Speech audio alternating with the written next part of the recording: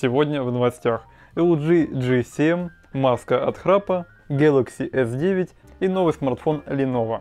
Ну и всем привет, с вами как обычно Макс, и перейдем к новостям за 17 января.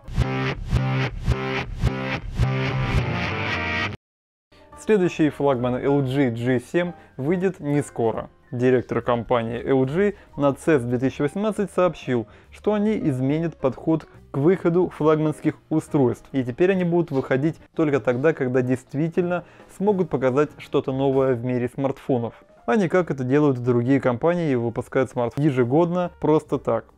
Со слов анонимного источника из компании LG, флагманский LG G7 директор приказал разрабатывать с нуля.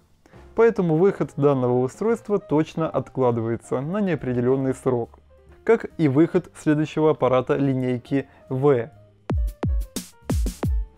Смарт-маска от храпа SnowCycle. Данный гаджет появился на платформе Indiegogo от китайской компании, и это уже четвертый их девайс от храпа.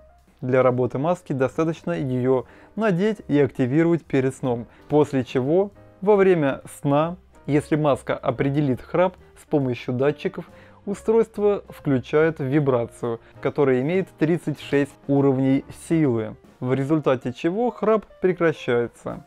Одно такое устройство стоит $70.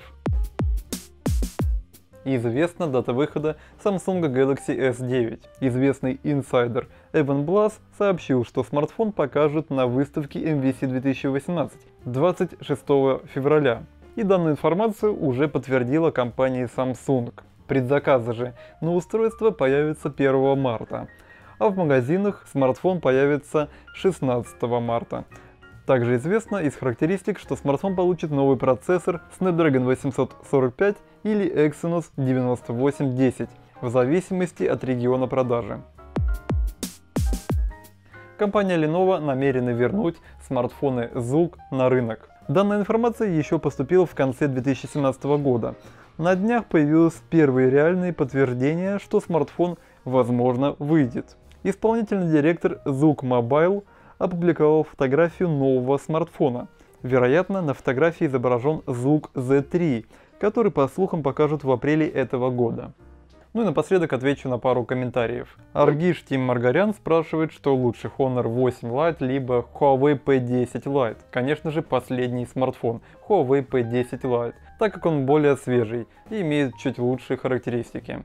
Ну а Никита Антонов спрашивает, какой смартфон купить за 23 тысячи рублей. Я посоветую два смартфона на выбор: Sony Xperia XA1 Ultra, либо Samsung Galaxy J7 2017. Ну а на этом все, спасибо за просмотр, подписывайтесь на канал, на нашу группу ВКонтакте, а также пишите ваши вопросы под данным видео, и вероятно я отвечу на них в следующем выпуске новостей. И нажимайте кнопочку звоночек, чтобы не пропускать свежие видео. Удачи и пока!